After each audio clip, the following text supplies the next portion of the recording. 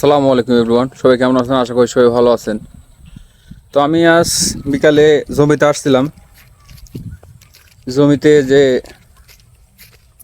কতদিন পর সরিষা বোনা যাবে এটার জন্যেই তো মূলত। তো আইসা একটা যে কাহিনী দেখলাম, আসলে জিনিসটা দেখে খুবই খারাপ লাগলো। দেখতে পাচ্ছেন যে ওই যে আমার সামনে যে খাড়িটা, ওই খাড়িটার উপরে সাথে একটা জমি, ওই জমিতে পানি ছিল, ওই পানিটা ছেঁচে এই জমিতে দিছে। এই জমিতে থেকে এই জমি আমার এই যে আইল, এই আইলটা কাটে দিচ্ছে, কেটে দিয়ে এই দিক দিয়ে যে পানি, ইচ্ছা করলে কিন্তু ওই জমিওয়ালা ওই জমির থেকে পানিটা ওই খাড়ির মধ্যে দিতে পারতো।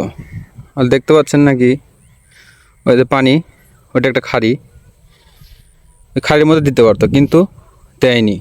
মানে একটু কষ্ট করার ভয় সে পানিটা ওইখানে লাগা দিয়ে এই একটা ড্রেন করে এই যা এইখানে কেটে দিয়ে এই দিক দিয়ে মানে আমার জমিতে মধ্যে পানি দিছে। আর দেখা যাচ্ছে আমার জমির চারিদিকে শুকানো, কিন্তু এই জায়গা হচ্ছে খালি শুধু পানি। এই যে এই পানিটা শুকাইতে আপাতত এইদিকে এগুলো যদি হচ্ছে 5 দিন লাগে, এখানে লাগবে 10 দিন। এটুকু জমি আমার পরে বুনতে হবে। আসলে মানুষ কতটা নিঃস্বার্থ, নিজের স্বার্থ দেখছে কিন্তু অন্যজনের স্বার্থ সে দেখে নাই। দেখা যাক, আসলে ধৈর্য